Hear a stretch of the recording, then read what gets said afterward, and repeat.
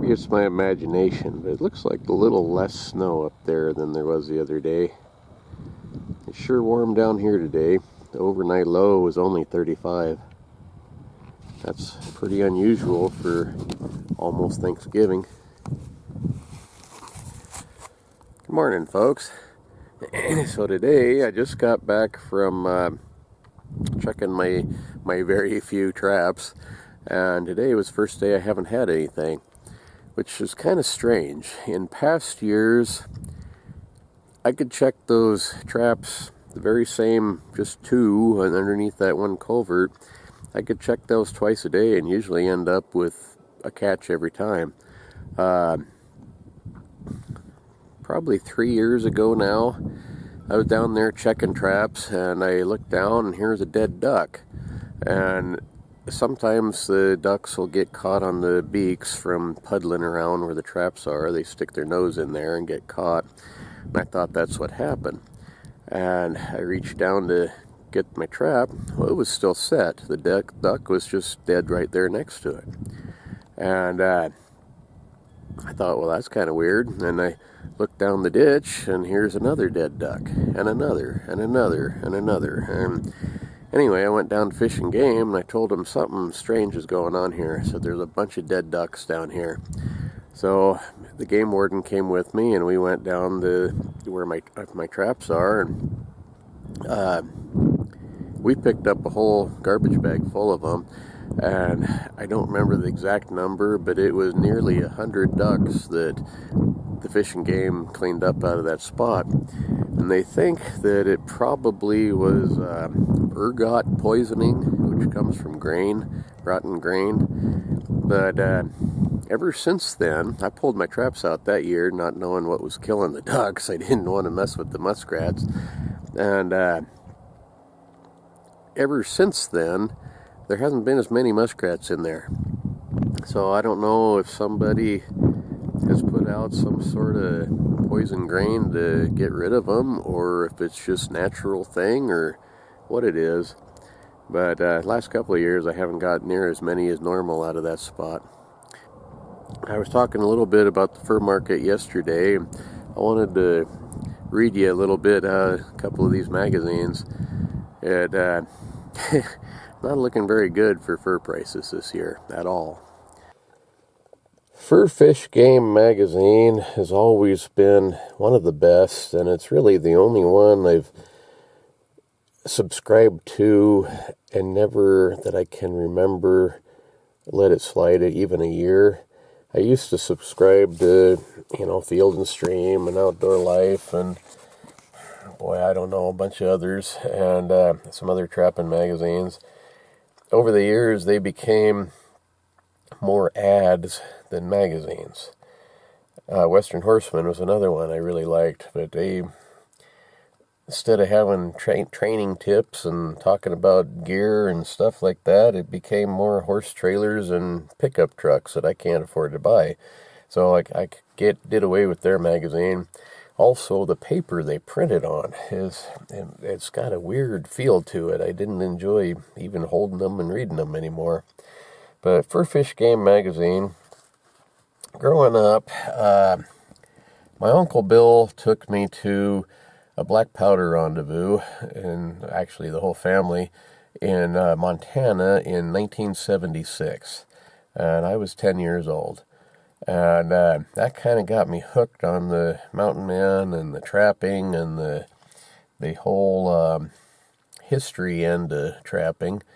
And that was the bicentennial year, so it was a huge rendezvous. And if you don't know what those are, they're kind of reenactments of the old fur trade meetings that they called rendezvous. That was where the mountain men would gather to buy supplies and to sell their furs that they had caught.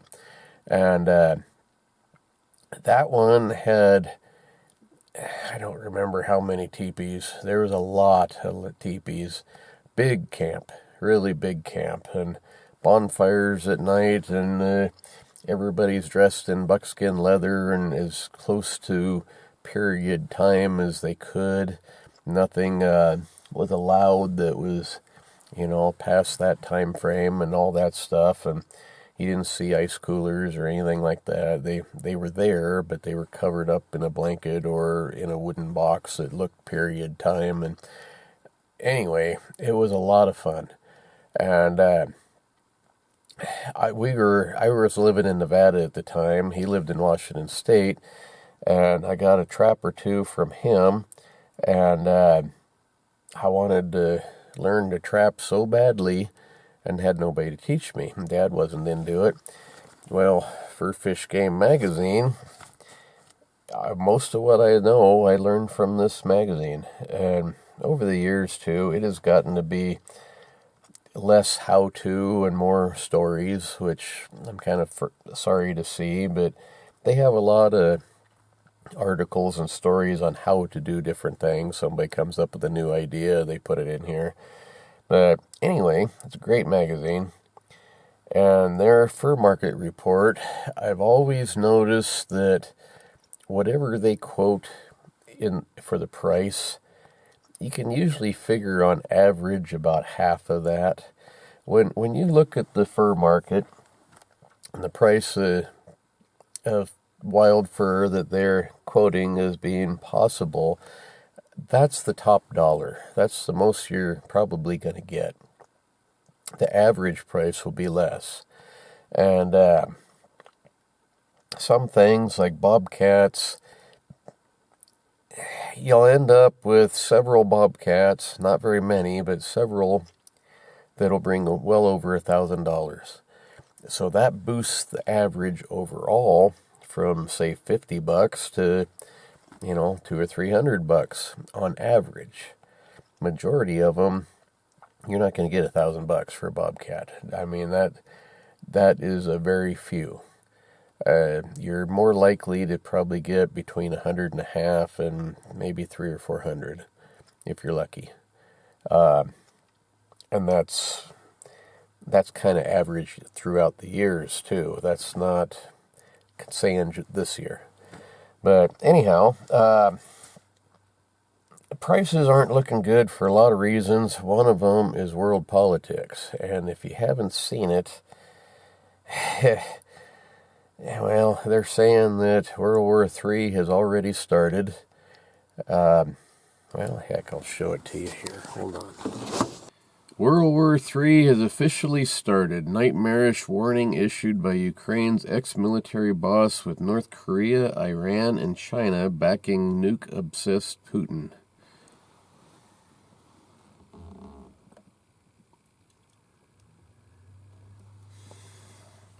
Russia and China, like I said yesterday, are some of the top fur buying companies or countries in the entire world. And we're not getting along with them. Now we might actually be at war with them. So the fur market is probably secondary to all the other problems that are coming fast here. But anyhow, I'm not going to get into that because it depresses the crap out of me, and I know you don't want to hear it either. Until it happens, it hasn't happened. Anyway, here we go. Okay, fur market report. Start out, I'm just going to skim over some of this, but it says in the early 1970s, I was starting a roughly 20-year stint as a fur buyer for Hudson Bay of London. Gas was 39 cents a gallon in 1973. Think of it, $40 coyote would bought you 100 gallons of gas. And, that's where the fur market prices from years ago, you got to factor in inflation. 39 cents a gallon, it ain't even gonna turn the nozzle on now. It says here, let's see.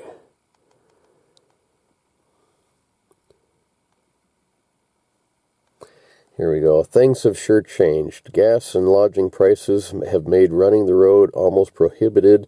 Production levels remain a fraction of those in the 1990s, and the crash of ranch meat and fox prices have resulted in the disappearance of all but one of the major fur auction companies that handled wild fur.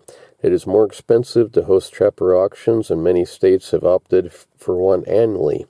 At the time, the paltry offerings of some trapper auctions don't attract many buyers. So, it's dying, I'm afraid. It's just getting too expensive. See, the cost of tanning these things has gotten to be to the point where it's just not worth it anymore. But here we go. So the heavy western lynx cats, and that's what they call in the fur trade bobcats. A lynx, Canadian lynx, and a lynx cat are not the same thing. But anyway, western lynx cats should remain strong this year. The market is sold out, and most buyers did well with the item last year. Every buyer will want to own some of those big males with wide white spotted bellies at $1,000 and as much as $1,500, perhaps more as the race develops. Quite a few trappers will average $700 and $800. Northern heavy cats from Maine to Minnesota will top in the $200 to $250 area and average around $100. The better cats with white spotted bellies from the Midwest will sell for up to $200 and average $65 to $85. Quite a difference between $1,500, isn't it? Reddish type southern cats with muddy bellies will move at $25 to $50. So that's what I was saying yesterday. A lot of it depends on the size, the quality, where you caught it, how it was handled. It isn't a set price. You can't sell every single bobcat you catch for $1,500. Those ones are extremely few and far between. On average, I would be really happy to get $300 or $400 a piece. It's just the way it's been. The fur market is very misleading. Canadian lynx, $200, $250. We don't have those here, so I'm not going to get into those. The beaver, it says, roll the dice on beaver. I'd sell quickly to anyone who wants to pay last year's prices. Last year's prices were $30, especially on fall skins. This article fell about 25% at the June Fur Harvesters auction. Buyers who are talking last year's prices may be trying to get you to hold on to your skins while the market develops. Blah, blah, blah. Let's see. 20, 15, 10, 12. That's for supposedly unskinned ones. On average, I'm hearing that this year's beaver prices will be probably around $20. The castor is the scent glands in there. A couple of years ago, that was $100 a pound for well-handled big casters. $20 to $25 a pound this year. Otter, $40, $50, $60, $30.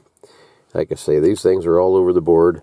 Pine marten is looking really good. It says there's good interest in marten. Tops of $80 and averages of $55 to $65. Sounds solid for the larger males from Alaska and Western Canada. The better semi-heavy skins will find interest in the $45 to $55 area. Western Montana type skins were selling for $40 to $50 last season, mostly to one buyer. So if that guy doesn't keep the price up, that'll fall too. It will be interesting to see if this order is renewed. And last year, I had several people tell me, oh, geez, you got robbed. You got a lot less money than I did for my furs. Well, I don't doubt that at all. Different areas of the country, the prices are different. And they're not the same. In my area, I think I got a reasonably fair price. But moving on, coyotes. Yeah. Coyotes. The number of fresh coyotes. Okay, now remember, coyotes were about $100 here 2 or 3 years ago. The number of fresh coyotes coming to market keeps decreasing. Most buyers won't buy them. Perhaps the best Montana, Alberta type skins will sell for $30 or $40 with a $50 top. Good puffy western skins will bring $15 to $20 for better skins. You know, I don't even really want to shoot one for that or catch one for that. $15? I mean, I like coyotes. I'd rather have them running around. There's always the management end of it where they do eat a lot of fawns and, elk calves, and they eat a lot of game birds like chukars and things. But we don't have a real huge overabundance of them either. We have a reasonable amount, and keeping them to a reasonable amount is important. But $15 really not worthwhile. I have a raccoon that I got is one of Cindy's chicken killers here. It says there are two groups of raccoon buyers. One is the North American skin traders. They want big, triple extra large and larger northern coons, preferably AB colored, with tails. I don't know what they mean by AB colors. At the fur harvesters, these buyers are buying in the $20 to $30 range. The other is the Far East crowd. They will buy some of the better heavy northern skins in the teens in all colors, since many of the pelts will be dyed. Eastern, semi-heavy, and coat types will go to the Far East at about $5 tops. $5. Nobody wants unprimed, smaller sizes and damaged skins. In North America, tanning prices prohibit anyone from buying smaller sizes, lower grades, and unprimed goods, even for a quarter, because the tan product is too costly for resale at a profit. So the raccoon I caught is small, and the fur is drab. It doesn't have very good color to it. It's mostly brown. It's got a few, the longer hairs they call guard hairs. It's got a few black guard hairs, but it's not a really pretty pelt. I'd be lucky to sell it at all. And there's a lot of work in a raccoon. They're very fatty and hard to flesh and take care of. And selling it for a quarter? No, I mean, I would rather spend my time in other ways. That to skin it, flesh it, and everything's gonna take me at least an hour, maybe a little more, and not worth it. Not worth it at all. Okay, muskrats. My big catch of the year so far. My 3 muskrats. So it says here, muskrats, anyone? An increasing number of buyers are openly questioning whether they will buy this article at all. After last year, when orders evaporated with the noon sun, few will touch this except on someone else's dime. Maybe speculators will guess at $3 tops on the better eastern skins and $2 tops on commercial rats. Medium, small kits and damaged rats will have no value to most buyers. It costs more to handle them than they are worth. So, that one I got with the hole in it, it's worthless. I mean, I already had it skinned, and I caught it, and I'll offer it up for sale, but I'll be surprised if I can even sell that one. Those other 2 are pretty big muskrats, and they're in good shape, nice fur. They would possibly bring $3 each. I mean, you ain't gonna get rich here. I'm not trying to be a downer on all this. I'm just trying to be realistic. Some of this other stuff, wild mink, $12.15 for the best males, $4 to $6 on females. Fox, there is interest in freshly taken fox, mostly from North American traders, but you must know where to sell your fox. Many dealers, especially in the central states, just throw them aside at $5 or less. Good red fox from the northern Rocky Mountains and Alaska should continue to move at $35 to $40. Bright red northeastern skins, $25 to $30. Central section, $15 to $20. Smoky red skins with blackish hair scattered on them will often bring $30. or more at auction. Wild cross fox, which is kind of what we seem to have the most of here, and silver fox will continue to sell at $40 to $50 range, with possible breakouts on extra bright colors. Gray fox, we don't have them here. $20 to $25, 12, 16. Anyway, you kind of get the idea here. Badger actually are surprisingly high. They, over the years, sometimes you can't get $5 for one. But it says buyers want badger, especially country traders. There's a large population in the west sagebrush country, but few people want to skin them. If you do, leave the feet attached and skin them out properly. Tops at $80 to $100 are possible on the heavy to extra heavy pale or extra pale skins from the Great Plains, and $60 to $80 on the brown to bronze colored skins from the Great Basin. And that's with the feet on. If you take the feet off, they're about half. Skunks are another one. Surprisingly, over the years, those have sold very cheap, $5 or so. Buyers also want skunks with long white stripes, especially western skins. Skin them, leaving the feet attached, and you're looking at $30, possibly more, from some buyers. Skins without feet will fetch $10 to $15. So most of the skunks are not going to make coats. Some of them will, but mostly they're going to the craft market for things like the black powder rendezvous and things. And that market, 70s and 80s, the black powder rendezvous were really big. They've really kind of died out last, I don't know, 10, 15 years, 20 years. They're still around, but they're not as big as they used to be. But you still see people, Lobo Pro, Brendan Ash here on YouTube. He was on that, what is it, TV show Outlast also.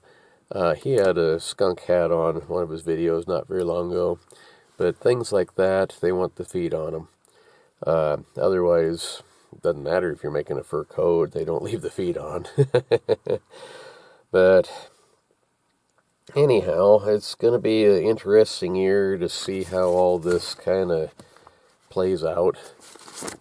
This mess with Russia and China and all that. Might not any of these be worth a dime. It might be a real bad year.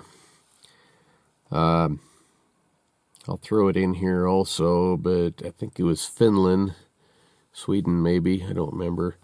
They're advising their people to stock up on supplies like baby diapers and toilet paper and, food, whatever, preparing them for war.